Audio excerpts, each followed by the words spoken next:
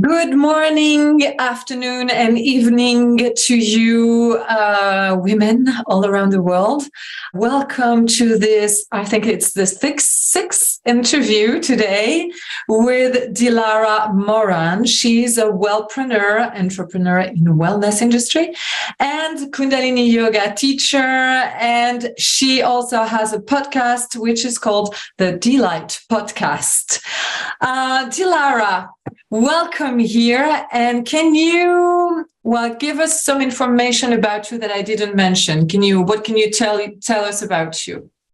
Thank you, Virginie, for first of all inviting me to your amazing podcast series. It's a huge honor. As you said, I'm a wellpreneur. What does that mean? It means being an entrepreneur in the wellness business, wellness industry. Why am I a wellpreneur? Because I just opened up my own yoga and wellness studio about 2.5 years ago. Okay, where is it? It's in Istanbul, Turkey. Mm-hmm. I'm from Istanbul, Turkey. And I'm also a Kundalini yoga and meditation teacher like yourself, as well as an Ayurveda consultant. Okay, good. So I'm going to go straight away in the core of the interview. What challenge was the most difficult challenge you encounter in your life?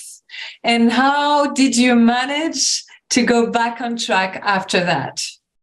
In my life, I'm not sure which was the biggest challenge. We all have challenges. I can't really recall which one was the biggest, Mm-hmm. But I can say that becoming a yoga teacher, the decision to make to become a yoga teacher, specifically Kundalini yoga teacher, took me some time. It was a challenge for me, I believe. Why? Because I was saying before, I was an advertising person, a brand consultant. And I did a lot of different things after that with being in advertising. I founded 3 nonprofit organizations. I was head of the 2 of them. And, but for some reason, there was this fear of, oh my God, I cannot do this. Only special people can do this. It was like always coming from behind of my head. Okay, so was it the fear of being not good enough? I believe so. And also jumping to something new. Even though I was in love with Kundalini yoga, I always heard that to become a teacher is the hardest thing. Not everyone can become a teacher. So there was this fear that was being fed into me, not sure why. And for some reason, I chose to believe that. What made you finally make this decision to become a Kundalini yoga teacher? Yes, I remember the night when I made like these things broke down and the path opened for me. I was at a Kundalini yoga retreat with my Dan teacher, Turkish, and we were in Turkey. And after dinner, we usually go to bed early, but then I stayed and we were chatting, talking with people. And then I asked my teacher, I said, I just finished my Ayurveda training. I really like it, but I want to do something else with it as well. I said, should I study mindfulness? Should I become a mindfulness coach, And then she stopped and looked at me. I've been doing Kundalini with her for like 4 years at that point. And she said, Dilara, you are saying mindfulness, you are saying Ayurveda, why don't you just become a Kundalini yoga teacher? Because all of those things that you mentioned are in it, are in Kundalini technology. And I was like, yes, but, you scared us so much. Because she was always saying it's the hardest thing to become a Kundalini yoga teacher, blah, blah, blah. And I was like, I don't know if I can do it. She said, you can do it.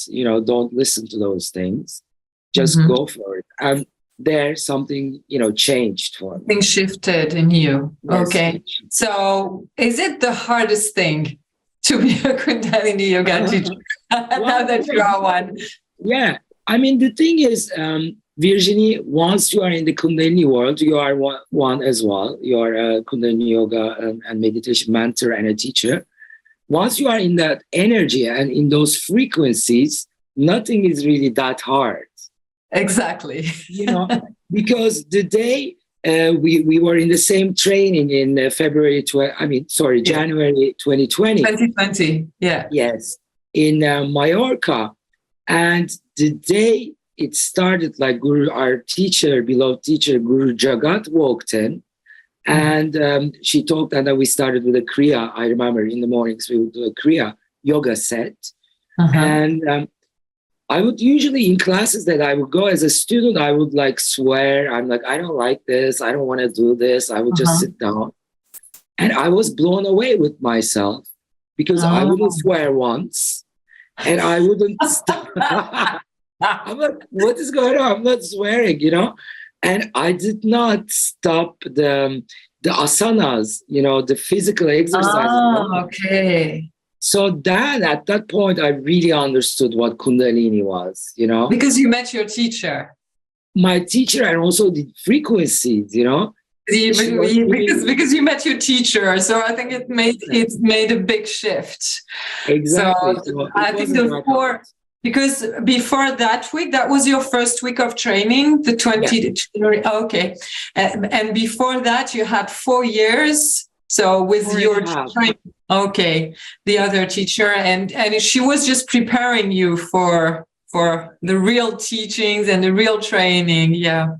Exactly. Wow. So you would say that just talking to someone would have been to your teacher would have been the thing that made you come back on track and that made you take the right decision for you? Yes, but also I like to underline again, we were in a Kundalini yoga retreat for like 2-3 days. So explain for people. Yes. Who don't know anything about Kundalini yoga retreat, because it sounds really mysterious. I understand it. And, but most people who haven't heard about Kundalini yoga, they take a yoga class and they say Kundalini yoga class and they say, it's too hard. I won't come back and or something else.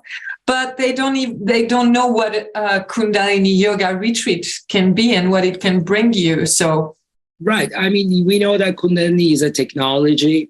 It kind of revives the power that we have within us, just to say it in a very simple way. And we use mantras, meditations, asanas, meaning physical exercises, mudras, and breath work a lot. So it's very powerful.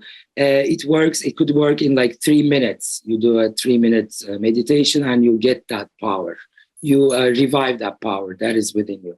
Now, Kundalini Yoga Retreat was like, it was a 3-day event that I went with my teacher that she was holding, where we would do, Kundalini Yoga meditations, Kundalini Yoga Kriyas, yoga sets for like 3 days. But it wasn't like full day thing, morning, afternoon, and evening.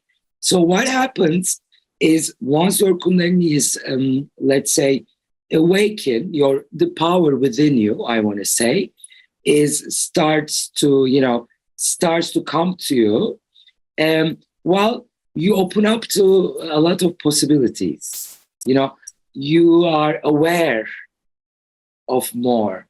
And as you know, in Kundalini Yoga, we don't believe in miracles, we rely on them.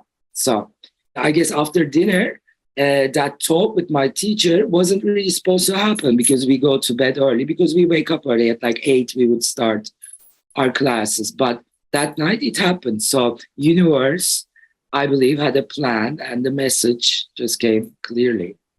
That's a great story. And today, what would you say to your younger self?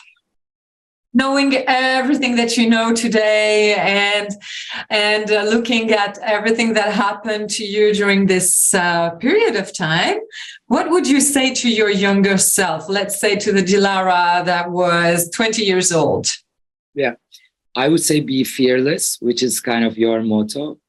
And also, just don't put yourself in a small, don't squeeze yourself in a small place, Just be you, who you are, live it. And I mean, the idea there, I think, be fearless, forget about fear. Were you someone who was living in fear? Or? Well, when you look from outside, I wasn't, because I did a lot of things. I moved to US when I was 18. I went to undergrad. Then I did internship in New York. Then I went to grad school. But everything was in kind of like too many boxes. Now that I look back, safe. They were too safe. Yeah, maybe. Virginie, it's very interesting. When I was living in US, I went to apparently a Kundalini yoga class in 1997 in New York. Wow. And I got chills. Yeah, me too. Because this is very interesting. Again, I'm coming back to Kundalini because it really changed my life. I mean, it gave me confidence, The thing is, I didn't remember that until 2 years ago when I became a teacher. One of my best friends, childhood friends, she reminded me that. She's like, Dilara, remember I came to New York and we went to a Kundalini class. Wow. And we had really liked it, but we never went back because it was for free. So we went for a trial. I don't remember that, Oh, that's interesting. Yes, the time wasn't right. Now, the thing is, being fearless is having self-confidence, but a real self-confidence, know? Not just by looking, people always thought, looking at me from outside, that I had this amazing self-confidence, but inside, it wasn't like that. With Kundalini, I found that, with Kundalini yoga and meditation technology. And again, like you said, with the right teachers. Yes. Yes. So you would say be fearless. That's a great advice. What would be your advice for a woman who is stuck in her life, has a dream, but doesn't go for it? I would say come to Kundalini. Yeah. Because I seriously, when you are stuck, you don't even want to do that, right? You don't even want to do like a 1-minute meditation, maybe. But I have a lot of my private students. I teach a lot of private classes now. They always come to me with a problem, with an issue. Let's not say a problem. The difference between them and the person that you just mentioned is that they come to take private classes. So they are already very courageous, I think. Virginie, I wouldn't take a private Kundalini yoga class like 3 years ago. I would be scared. I was like, I don't want to do this. I'm not a teacher. I was more, comfortable in a group, so I could stop. Yeah. But the thing is, when you are stuck, maybe you should just sit there for some time and just listen to yourself, to your feelings, to your thoughts. What's going on? Why are you there? Do you need to rest a little bit? Or are you just, making the stress too long? And actually, really, Virginie, maybe do one breath work or do a 3-minute meditation, I think that will change automatically the state of mind that we are in, the energies. Yeah, I agree. What are you most proud about? I'm proud of myself changing my career when I was 48, Yeah, great. I have never thought about this because it's, I was like, okay, people can't change careers. But I started hearing that from, my friends, people that I know. And I was like, yeah, I should be proud of that. This is something big. It is something big. I changed remind us when you changed careers and when you started your business. When was that? It was in 2020, October 2020. So it was right after the first lockdown, right? Yes. And it was not finished when you started. So that's why I'm asking you this question. I want people to realize when you open your business, because opening a yoga, because you have a yoga center, and opening a yoga center and saying, oh yeah, I'm doing it now. Everything is closed, but I'm going to do it. So you can be proud because it's working now. I see everything on your Instagram. I see everything you're doing, and you have teachers with you, and the place is moving, and you have people in it. So, but at first, when I remember when you mentioned that, I was like, oh my God, she's crazy. Like, there's no worse time to open a business in Kundalini Yoga, because we were not allowed to be in classes together, etc. So you can be proud, but explain us why suddenly you decided to open this class. I asked myself that question as well. I'm like, but I had a yoga studio near my house, and due to COVID, they closed down. And obviously, we couldn't go outside, so everything was on Zoom. Now, it wasn't a decision that I made per se, Virginie. We had our training again online in September 2020. Yes, I remember. And in one of the meditations led by our teacher, Tej Kaur Khalsa, this message came to me. I have to open up a place. Because I wait that a lot. I go back and I look at it a lot. I'm like, is this an ego decision? Is this my ego? Or is this really a message? Well, it's still open after 2.5 years. So I can safely say that it was something that it was maybe in my dharma, in my path of life, that I did it. It was like I jump into things, If not, I stand back and then I forget about them. I get bored with them, and then I move on to another thing. Of course, it took me about a month and a half to open it. I had to find a place. I got credit, loan. A month and a half? Yeah. It's very quick. You're saying it like it's long, but it's very quick. It's a month and a half. And she opened her business, and it was during COVID. And tell the people who are listening. So you basically, you started to first take training in January 2020.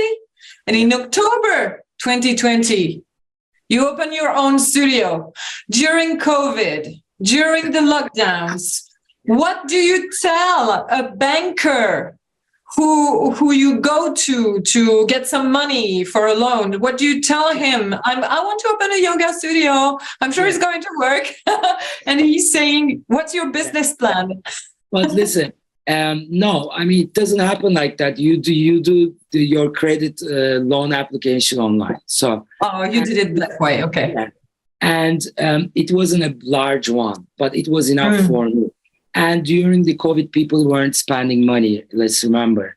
So the banks wanted you to spend money. So, of course. So, and they had really low rates. So it just worked out for me, Great. Which was fantastic. Again, it's the Kundalini energy. It's the frequency, I believe.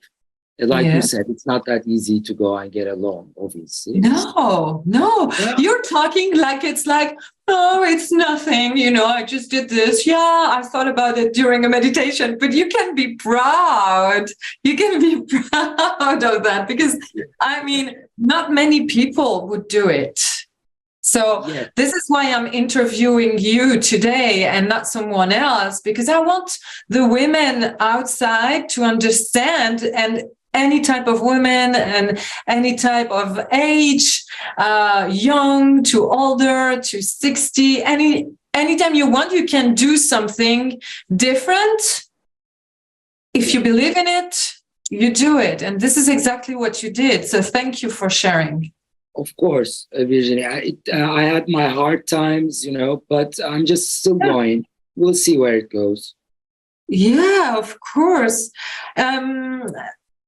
Talking about that, what does it mean for you to be a strong woman in the third millennium?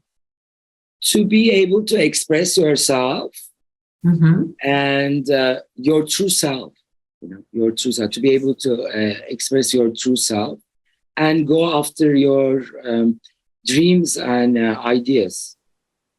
What it means to be your true self? I mean, not to get into, for example, not to put yourself in a box because people will say that or will do that. Like when I decided to open the studio, all my friends were like, they didn't tell me, but I could see it in their faces. Are you crazy? Like you said. Yeah, just like me. I was like, oh. Yeah. So, but I thought it was fun. It's bold.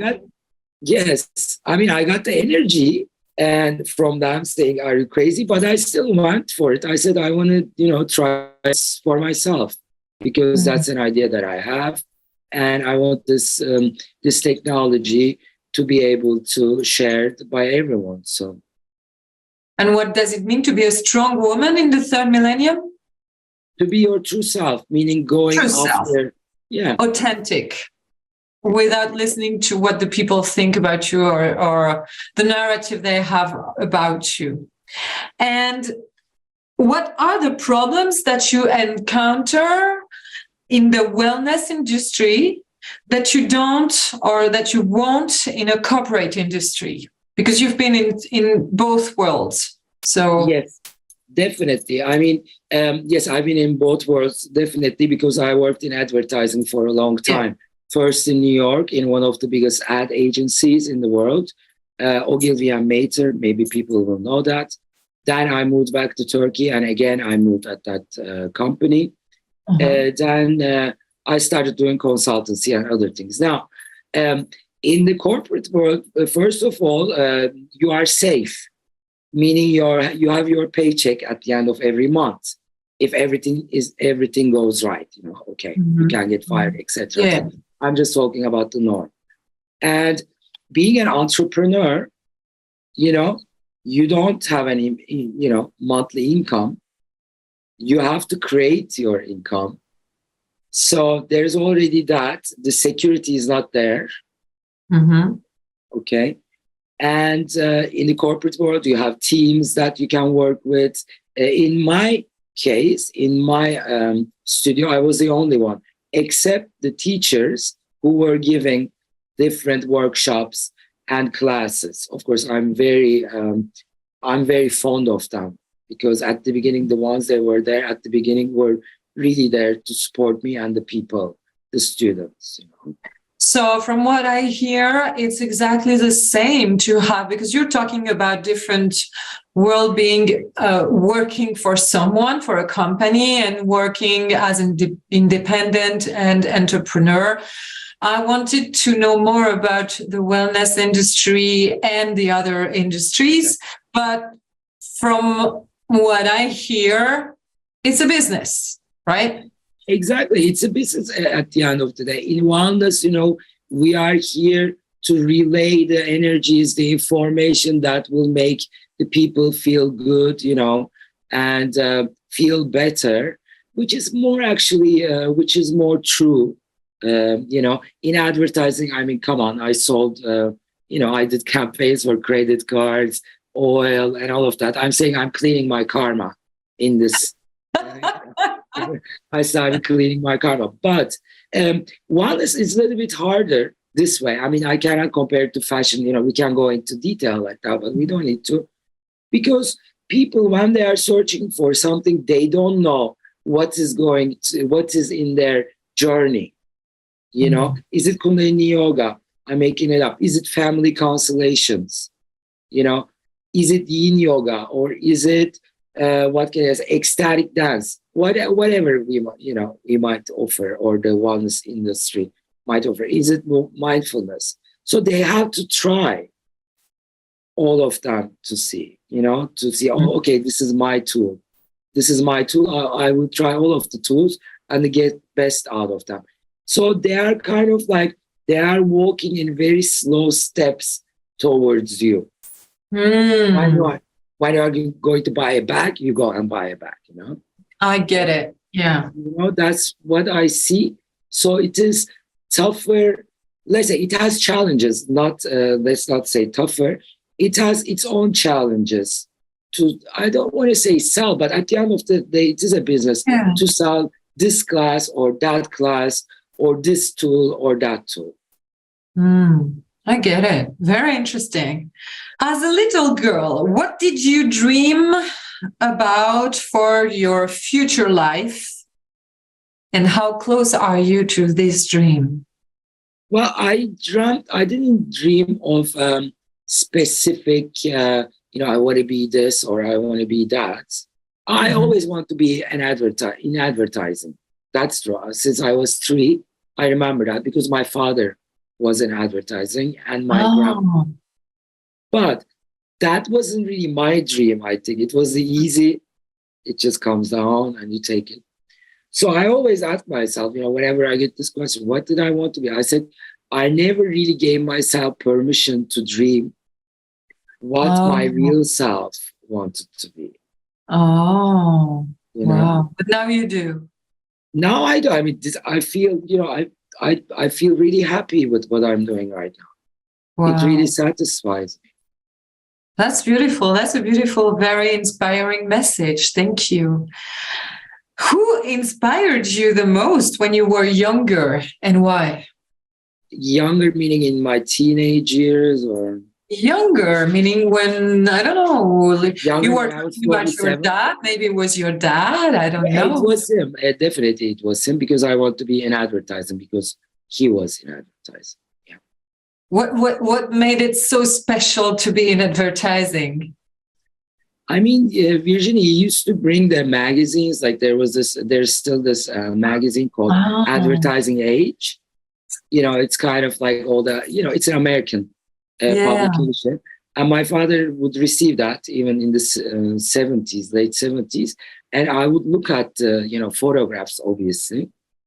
And the creativity, I think the creativity, Oh, yeah. Creativity. So I guess now I can answer your question. I want to be creative and produce stuff, So it was mostly the second chakra, I think. Yeah. And what would you say, knowing what you know now, what would you say to a woman who thinks she's too young or too old to create her dream life? What would you say to her? Age is just linear thing, and we don't need to what do you call it? We don't need to put those as blockages in our life.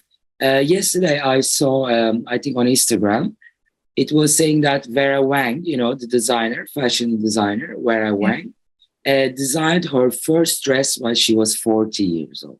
Wow. And this was like a promo. I don't know. It was one of those, Instagram accounts where it's like more giving power kind of thing, wellness power accounts. And then it also said that George, anyway, another actor who was very famous, he started acting when he was 39. So, I became a yoga teacher at 48. And I'm still doing, brand advertising. Brand consultancy whenever I want to. But really, age is nothing. I used to think when I was like in my 20s that 50 was almost the end of the life, Yeah. It's these little boxes that were giving to us, invisible false beliefs. False beliefs that we somehow decided to believe. And programming, yes. Programming mostly. Yes, that's right. Mm-hmm. In your opinion, because I started this series of interviews because I realized something, looking for people who were the best in Europe as designers, surgeons, etc. I only found men. So I thought that's weird. That's weird that women are not out there and that we don't see them when we are looking for best women, blah, blah, blah. So I thought I would ask the question, what big problem did you encounter in your career? So meaning your career in advertising and your career as independent and having a business, a wellness business. What problem did you encounter in your career that a man won't? Well, when I was in US, I didn't really encounter any problems because I was working with a great team and with a great agency. Mm-hmm. We were really supportive to women. But when I came to Turkey, I have this American business way. It's just, time is, we're in a meeting, let's start the meeting, let's finish the meeting, and then we can chat. Because people's times are, precious. Precious. We don't want to spend people's time. But when I came to Turkey, obviously that's how I did my business as well. And then the CEO of the company, who's a woman, she called me up. She said, Dilara, you are too business oriented. You enter a meeting and then you start talking about business. I was like, she's like, you need to chit chat a little bit, and as some of their kids are, talk about blah, blah, blah, whatever. I was like, why are we, spending our times? It's not really being human, she wasn't telling me to be human. It wasn't that.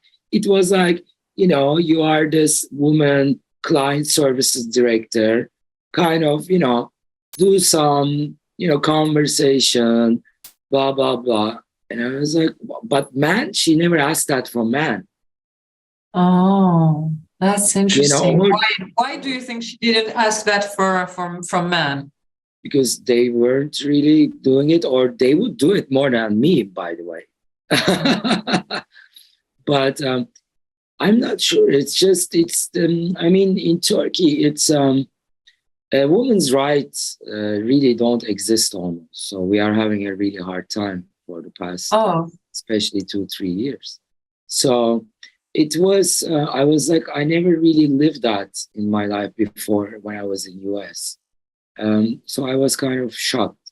But that was the only time I can think of. But in general, if you look in Turkey, it's a huge problem. But in the wellness industry, to answer your question, it's easier and it's more powerful to be a woman, because, when we talk about nurturing, in a wellness way as well, etc. I think but then maybe that's a cliche as well, Virginie. I'm not sure. People like that there's a woman running the business, that there's a woman teacher, etc. I think it's the fierce, the femme power that, Guru Jagat used to always talk about, that Kundalini talks about. I think people, when they come to wellness, they want that, they see that. Because mother is always nurturing, right? Yes. Or supposed to be, let's say. Supposed to be. That's the idea. So, I don't really, on that subject, I don't really see, I don't really encounter problems.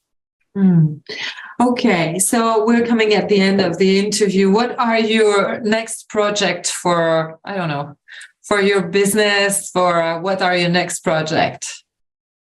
For my business, actually, now I have my studio brand, ONC Center, and then now I'm building my own brand. This was something that our beloved teacher, Guru Jagat, had told me about almost 2 years ago, April of 2021. In the visionary room. Yes, in the visionaries room. Talk to us about that experience. You were in a visionary room. What was that? I was so lucky. Well, what she did after the business, she used to run business schools with Kundalini technology, which is amazing, by the way. I think if people don't know, they should go to Rama and purchase those.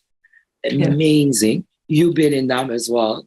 You've been in those business schools as well. Yes. People are always don't understand the connection between business and Kundalini and yoga. And I'm like, we are always talking about business. Always. So for them to understand that connection, they should come and take classes from you or from me, or, Exactly. So when I took this visionaries, I was in this visionaries room. What she did, she took 20 people, and she took only 20 people, and that was the last one she was able to do. And she worked with us for 2 days, and it was almost 15 days per day, 15 hours per day, and which is huge. It's huge to get this, because you were doing yoga, and you were right, meditation, business classes, everything, whole package. And then you were talking about your project, and she was telling you what she was thinking about it and how you could develop blah blah blah blah blah blah. Exactly. And to get this consultancy, let's say mentorship, not consultancy, mentorship from her was priceless. She told me about the studio. She said it's going to take, especially in these COVID times, minimum 2.5 years. Don't count really the COVID years. So once the COVID ends, just start from there, which is true. I see that. I live that. She also said, you need to work on your own brand. Dilara Moran is a brand. Yeah. That's the hardest thing. That's the hardest thing to do. I can't work for anyone's brand, with my eyes closed. But when it comes to me, of course. But so what I'm doing right now is I'm building my own brand. I'm even coming out with some merchandise. I don't want to say it's with some products, special products that are related to Kundalini. Good. Hopefully by the end of this month. I already came out with a very specific and special product. It's a tantric mala. And for tantric malas, we can talk for hours, but people can Google to see what they are.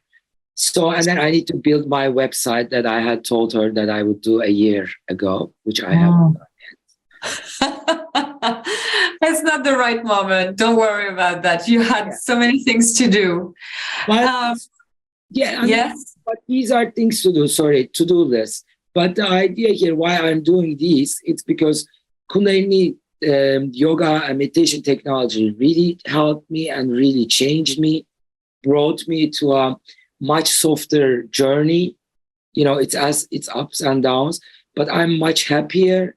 I'm lighter, and I'm enjoying every moment, really.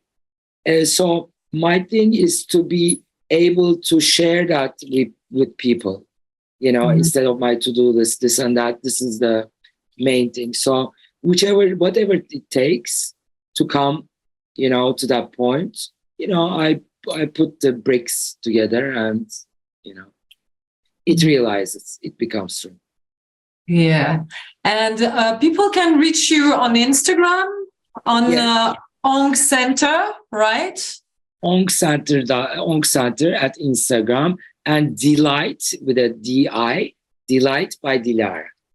Delight by Delara. And your center is in Istanbul. In case some people are coming to Istanbul and they wanted to have a class with you, I advise you to go to Dilara's class. Thank you so much, Dilara. It was a real pleasure to have you here today. I'll see you soon for another amazing interview with another amazing and mythic Femmes, Mythiques, legendary woman. Thank you so much. See you. Bye-bye. Thank you for having me. Bye. Bye.